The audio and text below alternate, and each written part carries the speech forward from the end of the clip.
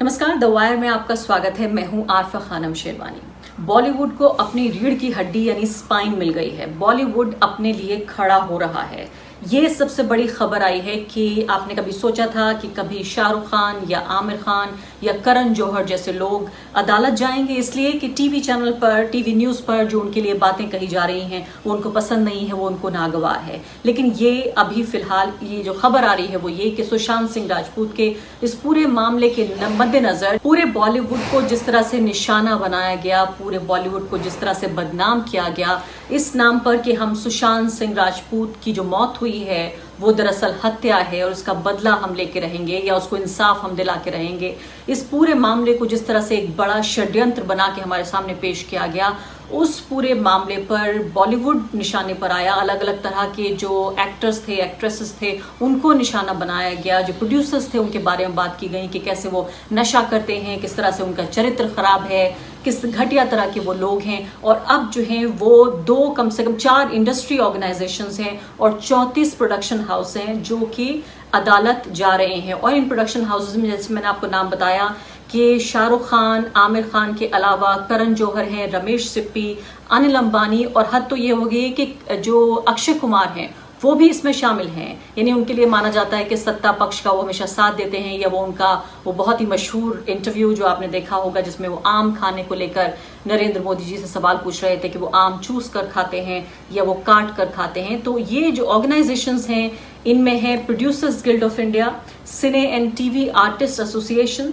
The film and TV producers council और screen writers association. यानी कि ये कोई अभी इंडिविजुअल्स की बात नहीं हो रही है बल्कि पूरी की पूरी जो संस्थाएं हैं, पूरी की पूरी जो इंस्टीट्यूशंस हैं वो इसमें आगे आ गए हैं। और कोर्ट में मामला दर्ज करके ये कहा गया है कि टाइम्स नाउ और रिपब्लिक, इन दो के खिलाफ बाकायदा ये मामला है कि रिपब्लिक टीवी, उनके editor in chief Arnab Goswami, reporter Pradeep Bhandari, Times Now उनके editor in chief Rahul Shivshankar और ग्रुप एडिटर नविका कुमार के खिलाफ कि उनको रोका जाए, उनके ऊपर लगाम लगाई जाए कि वो जिस तरह के अभद्र गैर जिम्मेदाराना बयान जो दे रहे हैं उन पर कोर्ट रेस्ट्रेन लगाए। क्या मायने हैं इसके?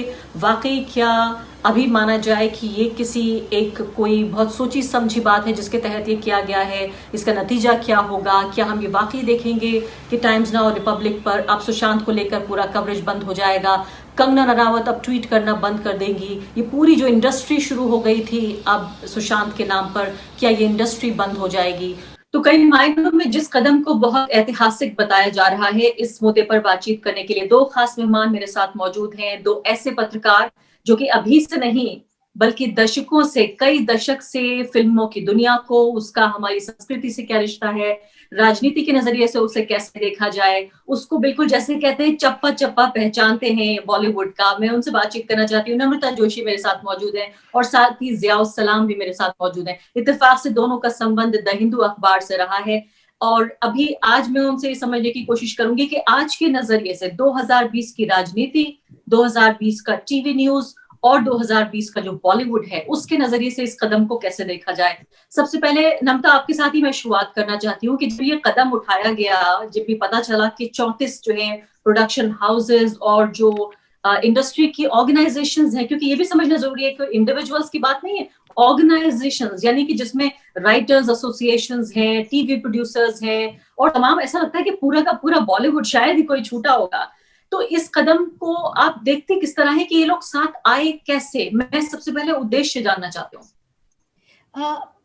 आरफा, आपने बहुत सही तरह से इसको एक्सप्लेन किया कि एक तो इंडिविजुअल्स के साथ आने की बात है और दूसरी बात जो ये है कि इस तरह से एक अनप्रेसिडेंटेड मूव रहा है। मैंने कभी, आप फिल्म इंडस्ट्री को छोड़िए, मुझे कभी कोई और इंडस्ट्री की भी याद रिसेंटली नहीं आती कि किसी कारण से वो एकजुट हुए हों एस्टैब्लिशमेंट से कुछ चीज़ अपने हक में मांगने के लिए।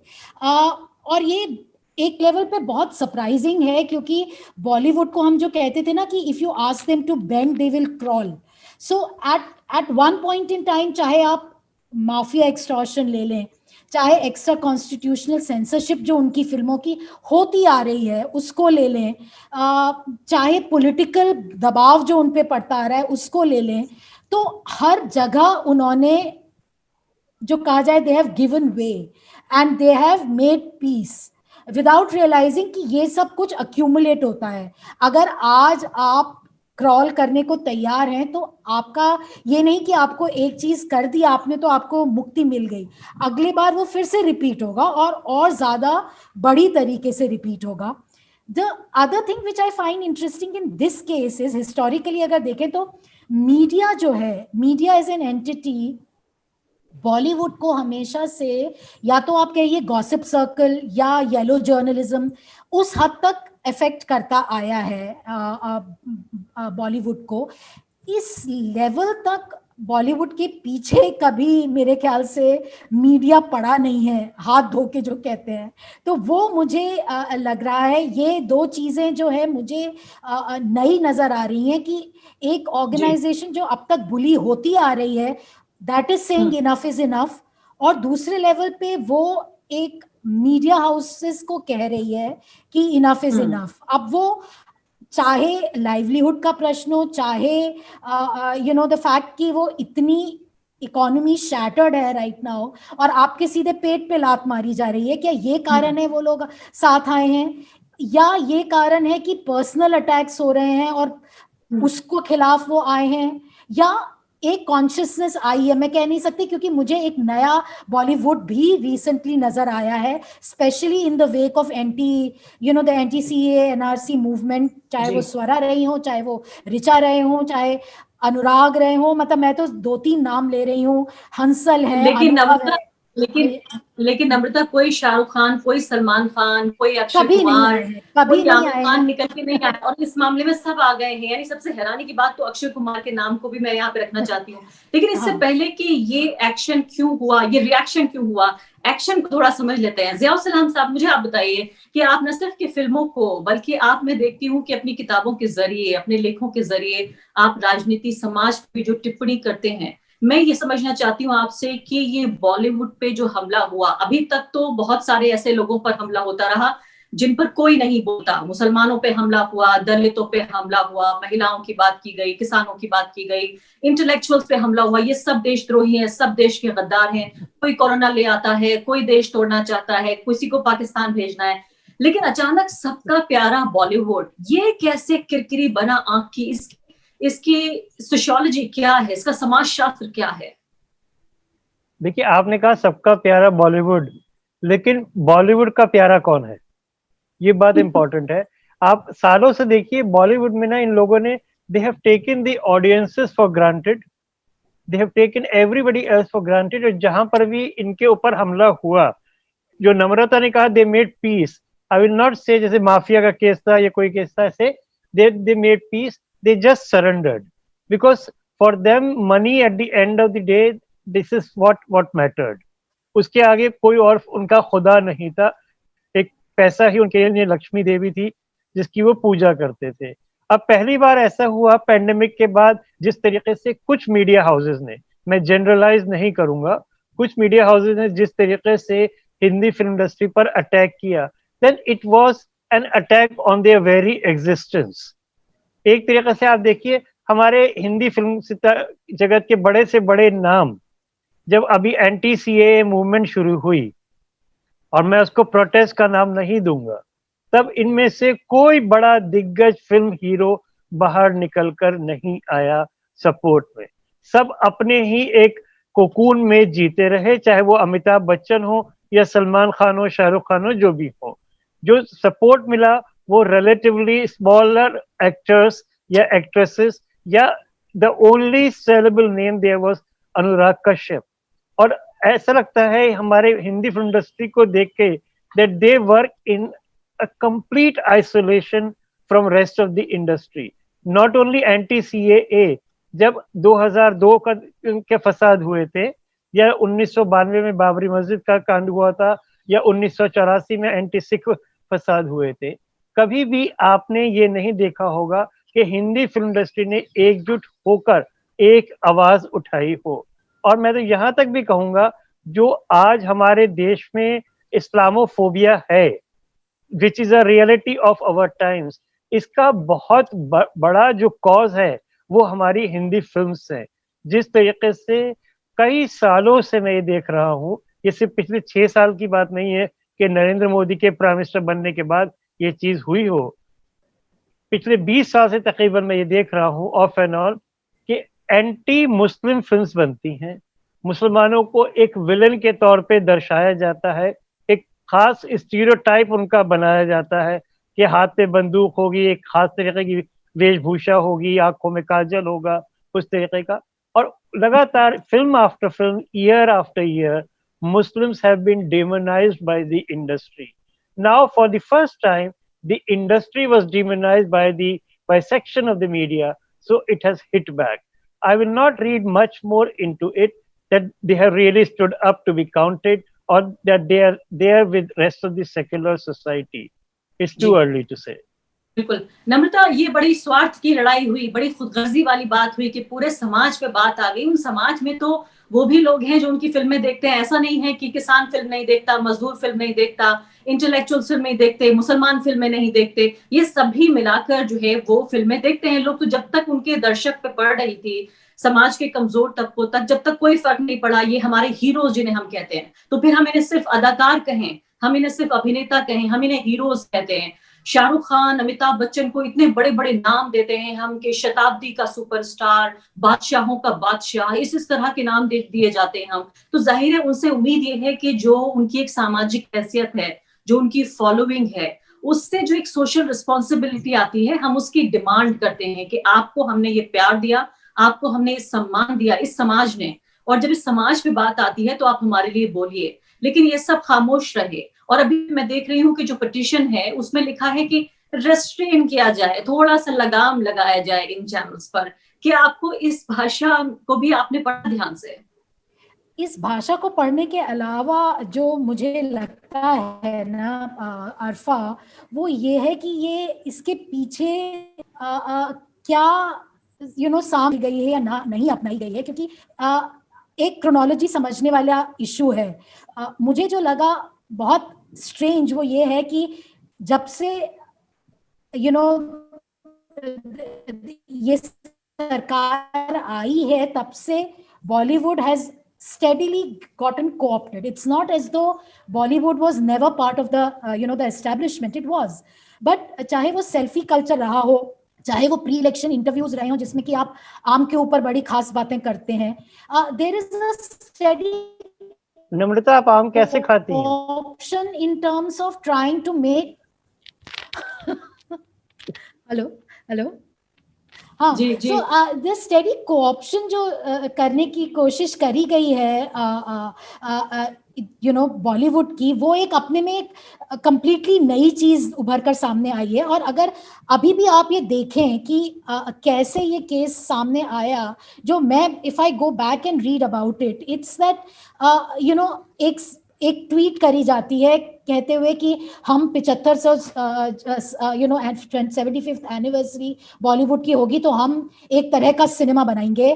थैंक्स किया जाता है प्राइम मिनिस्टर को, not just and there are couple of tweets happening. उसके बाद से सडनली एनसीबी जो प्रोब चल रहा है, जो सीबीआई का वार चल रहा है, वो सब थोड़ा बहुत धीमा हो जाता है। आपका जो टीआरपी का नया बवाल खड़ा होता है वो भी उसके बाद खड़ा होता है, और उस सब के बाद ये केस सामने आता है। तो I mean obviously I can't point a finger, but I am just wondering कि ये जो आप supposedly एक एंटी एस्टैब्लिशमेंट स्टैंड ले रहे हैं उन लोगों के खिलाफ who are considered to be the lackeys of the establishment, are you in any way taking permission from the establishment to go ahead and do that?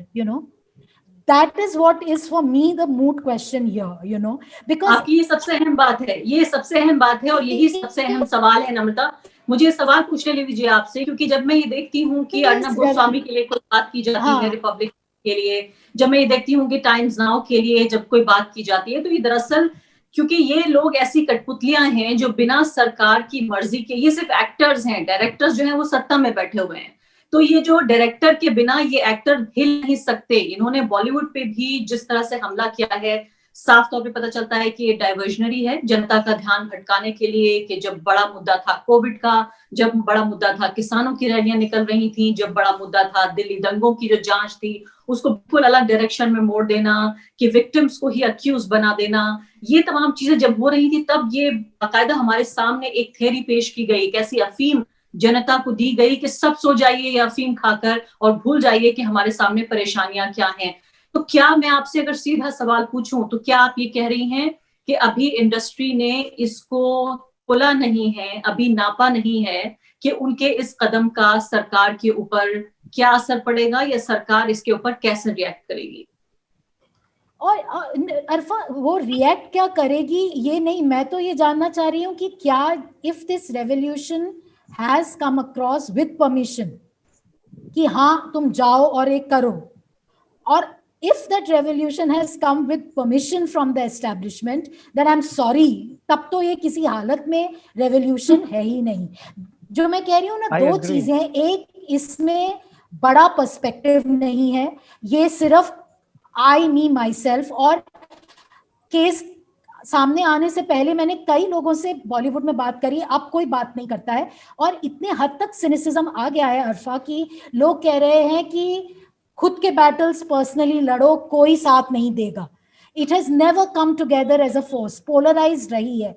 मेरे को जो 34, 38 व्हाटएवर नंबर आप एक तरफ देखिए, आप ऋचा चड्ढा को एक तरफ देखिए जो कि अकेले जाके लड़ रही है, मतलब उसने केस अपना अलग से जाके किया है, you know. So somewhere the good thing is that the consciousness to fight for yourself तो आया है, लेकिन उसके पीछे क्या चल रहा है ये मुझे अभी भी इसमें समझ नहीं आ रहा है कि ये क्या है। Because you if you look at, like you're saying, Akshay Kumar or Ajay Devgan, if you look at, there are pro-establishment people in this group and they are taking on the pro-establishment people the other side. So what is the logic? I can't, it comes as a question mark to me, you know. And if you are being the lackeys of the establishment, in taking on the lackeys of the establishment, कल वो खुद आपको भी use and throw कर सकते हैं, you know, because whoever is a lackey, Arfa, ultimately has a best by date, you know. You know, expiry जरूर hit करती है जब आपको पता चल जाता है कि अब आप काम नहीं आ रहे हैं एस्टेब्लिशमेंट के, वो आपको साइट करेगा। तो ये सब कुछ सोच के चलना चाहिए, एंड आई होप उन्होंने सोचा हो इस बात को, यू नो। जी हाँ, जिया साहब, नम्रता बहुत ही दिलचस्प बात कह रही है आपको इजाजत है, चलिए क्रांति कराइए, कर दीजिए, आप ये इनकलाब ले आइए, आपको इजाजत मिल गई है। क्या ये इस तरह की कोई तस्वीर बनती हुई नजर आ रही है, या फिर मैं दोनों का नाम लेना चाहती हूँ, रिपब्लिक टीवी के जो ओनर हैं उनमें से भाजपा के सांसद शामिल हैं, टाइम्स का ग्रुप जो है वो हिंदुस्तान का इतना बड़ा न्यूज ऑर्गेनाइजेशन है, क्या हम ये मान लें कि जिन लोगों ने ये चैलेंज किया है, हम जानते हैं कि उनकी सीधे एक हॉटलाइन उनकी पीएमओ तक है, ये मानने को तैयार नहीं है कि शाहरुख खान, आमिर खान, सलमान खान या करण जौहर उनके साथ बाकायदा सेल्फी खिंचवाते हैं, कि इनकी डायरेक्ट लाइन नहीं है, लेकिन ये समझते हुए भी कि जो एक तरह से सरकार का, सत्ता का संदेशवाहक है, जिस पर आप एक शब्द कहिए तो 1 घंटे के भीतर अगर कोई एक्शन होता है, चाहे वो टीआरपी वाला मामला भी आप देख लीजिए, 1 घंटे के भीतर सरकार के आधे दर्जन मंत्री ट्वीट करने लगते हैं कि ऐसा नहीं होगा। सर, कोर्ट पूछती है कि आप पार्टी नहीं है, लेकिन सरकार के वकील उन्हें बचाने पहुंच जाते हैं। इस इतने ताकतवर लोगों को चैलेंज करने से पहले क्या उन्होंने तोला है, देखा है, या वाकई उन्हें इनकलाब की इजाजत मिल गई है? देखिए, इनकलाब इजाजत से नहीं आता, पहली चीज तो ये है। और दूसरी चीज ये है, ये आई थिंक ये जो डायरेक्टर्स हैं, प्रोड्यूसर्स हैं और जो एक्टर्स हैं जो इसमें गए हैं, ये उस पे अपनी प्रोफेशनल जो इनकी स्किल है उसका इस्तेमाल कर रहे हैं। They are putting up a show for all of us. ये सब चीजें कहाँ से इंस्पायर्ड हैं, कहाँ से इजाजत ली गई है, ये हम सब लोग समझते हैं। It is not an attack on say Times Now और Republic TV without the blessings of the power that be, because as you rightly said, हर किसी का यूज बाय डेट होता है। तो कुछ जर्नलिस्ट का और कुछ चैनल्स का maybe use by date is near, so द easier way out to find some kind of dignity for the industry in the wake of the Rhea Chakravarti thing is to attack these two channels through the industry. वरना मैं ये नहीं समझता industry में कोई इनकलाब आ रहा है या इनकी ये कोई प्रिंसिपल्स की लड़ाई है। ये ब्लेसिंग्स के साथ मैदान में उतरे हैं और ये उतनी ही तलवार चलाएंगे जितनी की इजाजत इनको दी जाएगी। इनका जनरल दिल्ली में है। और ये बात जरूर कही गई कि क्यों नहीं बॉम्बे हाई कोर्ट में इसको पिटीशन को डाला गया, दिल्ली तक आने की क्या जरूरत थी। दोनों चैनल्स के हेडक्वार्टर्स भी बॉम्बे में है, पूरी industry based out of Bombay है, तो ये दिल्ली बॉम्बे जनरल दिल्ली में है, इनका जनरल दिल्ली में है, तो लड़ाई दिल्ली में होगी। जी, तो यानी आप दोनों बहुत उम्मीद नहीं दे रहे हैं। मुझे नम्रता आखिरी बात बिल्कुल कि क्या आपको फिर भी कुछ नजर आया इसमें कि कोई ऐसी उम्मीद जिसे हम रेस्ट्रेन का नाम दे रहे हैं कि एक बार बॉलीवुड के लिए अगर कोर्ट रेस्ट्रेन ऑर्डर देता है, हालांकि फिर वही बात आ जाती है कि फ्रीडम ऑफ एक्सप्रेशन की बात है कि अगर उनको रेस्ट्रेन ऑर्डर दिया जाता है तो बाकी वो लोग जो सत्ता के खिलाफ आवाज उठाते हैं, वो लोग जो सरकार से सवाल पूछते हैं, उनके ऊपर भी वही पैमाना अपनाया जाएगा। तो ये एक तरह से दो धारी तलवार है ये कि केस के लिए जाया जाए या ना जाया जाए, लेकिन फिर भी आपको कुछ हिम्मत, कुछ हौसला, कुछ हालात बदलते हुए नजर आए। Arfa, the way things are at the moment, मेरे को छोटा सा भी स्लिवर ऑफ होप जो कहते हैं वो भी नजर आता है ना, तो मैं बहुत खुश हो जाती हूँ, because things have come to that pass. And when we talk about Bollywood, उसकी कोई हिस्ट्री नहीं रही है कहीं पे भी साथ आने की, वो बात है। और दूसरी बात जो हम कहते हैं ना कि हम बड़े लोगों पे जाते हैं ना अरफा, लेकिन यहाँ बॉम्बे में रहते हुए अगर आप बॉलीवुड की जो रियल ड्राइविंग फोर्स है, जो यंग लोग हैं, उनसे बात करें तो वो अलग तरह की बातें करते हैं। और आप उनको, वो लाइमलाइट में नहीं होंगे, लेकिन मुझे लगता है इनकलाब जैसे नीचे से ऊपर ही आता है ना, तो उन लोगों में बहुत बहुत इस समय अनरेस्ट है, फीलिंग ऑफ सिनिसिज्म है। और आप ये भी देखिए अरफा, एक लार्जर पर्सपेक्टिव अगर आप सोशल देखें इस समय, तो ये जो रिया और सुशांत का इंसिडेंट है, how is it translating to the so-called middle class, huge humongous middle class of India? They have started believing that Bollywood is a place full of people who are completely doing all kinds of wrong things, who are smoking, drinking, मतलब जो भी middle class morality के अंदर नहीं आता है। अब इसका eight the moment you can't gauge, but think of the larger perspective. We have had since 2000 padhe likhe youngsters have come to the industry. They have brought a certain energy to the industry.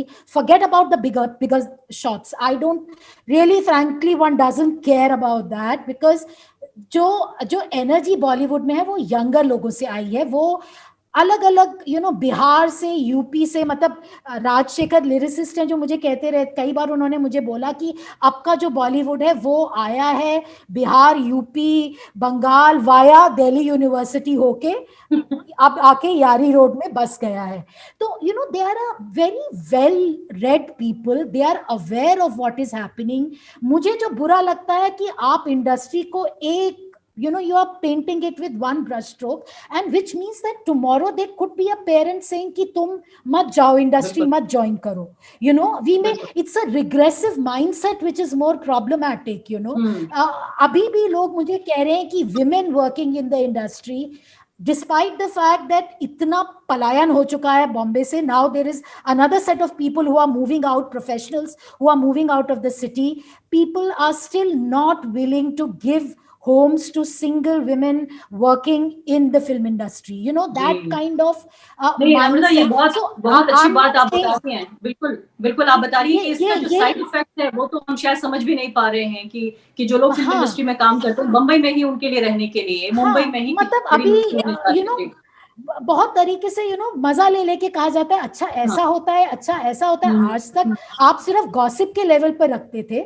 मुझे जो ये चीज है वो problematic लग रही है कि क्या in the long run you will stifle the growth of cinema in terms of, I'm seeing so many youngsters who are so intelligent, so bright, so well connected, so political, who are making the real ground, the roots of Bollywood. कल से अगर वो आने बंद हो गए तो your cinema बहुत मुश्किल होगी। बहुत बहुत शुक्रिया, समय समाप्त हो गया मेरे पास। नम्रता जोशी और ज़िया सलाम साहब दोनों, आप दोनों मेहमानों का बहुत बहुत शुक्रिया।